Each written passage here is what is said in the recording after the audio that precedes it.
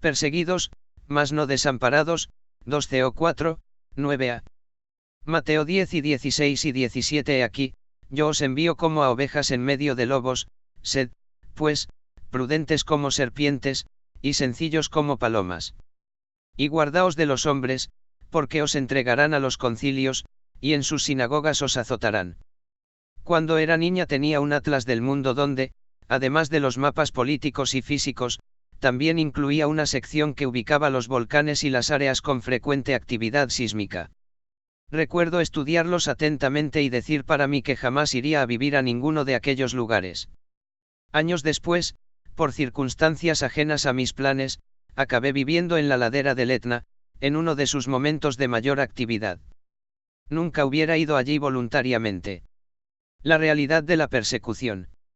A nadie le gusta vivir en peligro constantemente, es natural querer salvaguardar la vida y desear proteger a tus seres queridos, sin embargo, no nos es desconocida la persecución que desde el comienzo ha enfrentado la Iglesia. Nosotros en Occidente de momento respiramos tranquilos, pero lo cierto es que hoy en día, siguen habiendo países donde poner la fe en Jesucristo puede costarnos todo y nadie, a menos que tenga un llamado muy específico, desea estar en tales circunstancias. Vemos el mapa de los países donde el castigo por ser cristiano es la muerte y al igual que hice yo, decimos, ahí no voy. Aún así, los creyentes nacidos allí y los valientes nuevos conversos no tuvieron posibilidad de elección. Cuando éramos niños y jugábamos al pilla, corríamos lo más rápido que podíamos para no ser alcanzados y cuando nos deteníamos porque nos quedábamos sin aliento, sentíamos nuestro corazón latir tan fuerte, que a veces incluso dolía. Era solamente un juego, pero la angustia de que nos atraparan era real aún sin peligrar nuestras vidas. No podemos entender lo que es estar en la piel de esas personas que viven bajo ese acecho constante, alertas y con el corazón encogido, pero son personas igual que nosotros, a las que les aterra pensar que cualquier día pueden entrar a la fuerza en su casa y ocurrirles lo que temen. Hay gente que vive escondida continuamente o presa, que no ven a sus familiares desde hace años, hay incluso quienes son cruelmente torturados para que nieguen el nombre de Cristo o que con el propósito de promover el terror, son ejecutadas públicamente. La persecución y la responsabilidad de la Iglesia Occidental. Creo que hemos perdido la perspectiva correcta sobre la persecución, somos incapaces de empatizar con esas situaciones tan difíciles de imaginar en nuestro contexto de confort. Y aunque los medios de comunicación a veces nos bombardean con noticias de gran brutalidad, han resultado ser, en el mayor de los casos, vacunas donde se nos inmuniza en lugar de sensibilizarnos con las víctimas, aunque nos horrorice lo que vemos. Escondemos la cabeza cual avestruz y solo en ocasiones, tenemos un mínimo de luz para sentirnos agradecidos por vivir en un entorno más seguro.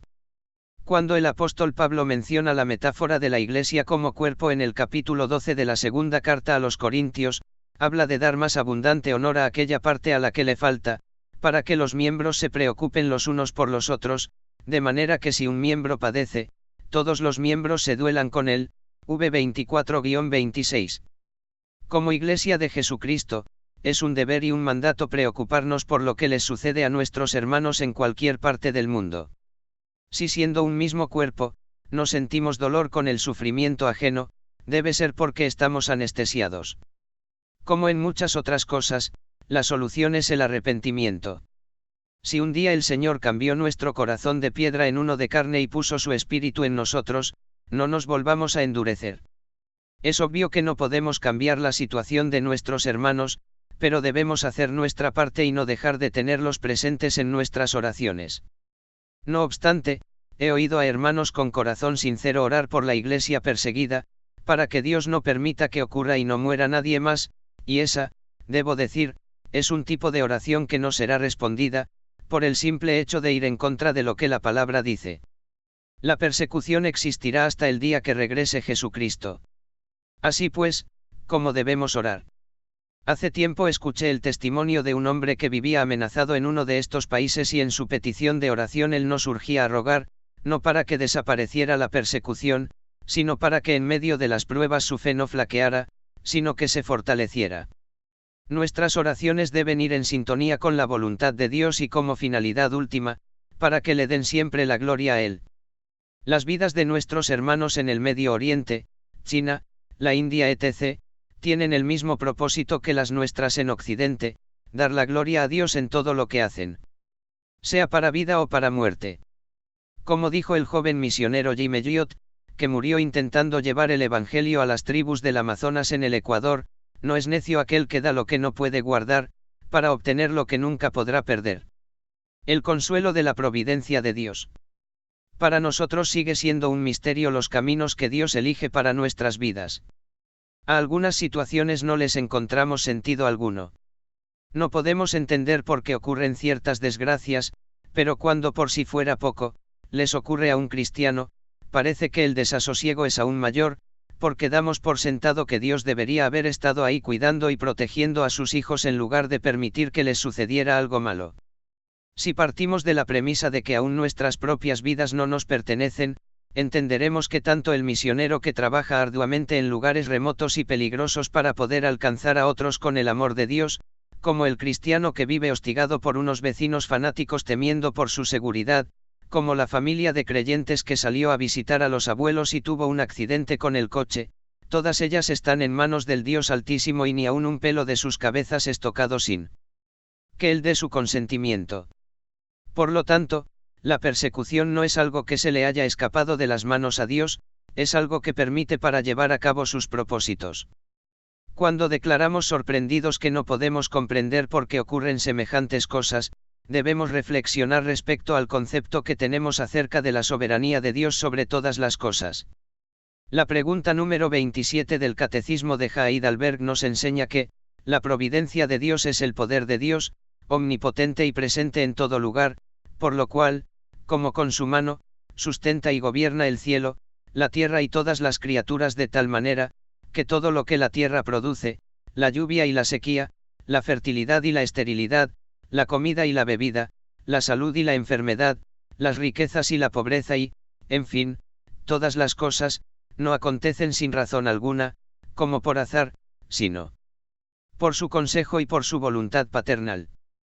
Las circunstancias que vivimos los cristianos del primer mundo son muy diferentes a la de los cristianos que viven en países de hambruna extrema o con posturas religiosas radicales.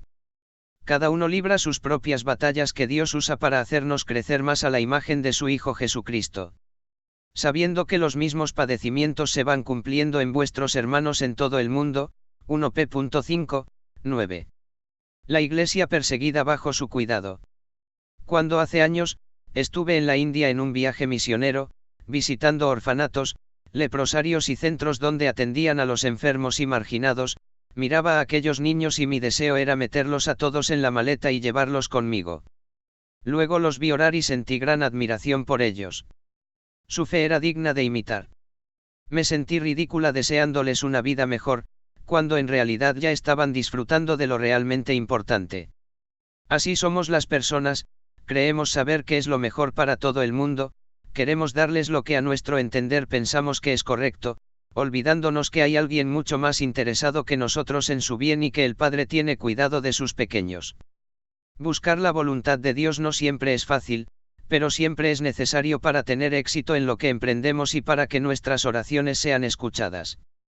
Nadie elige el lugar de nacimiento, ni el momento, ni siquiera la familia.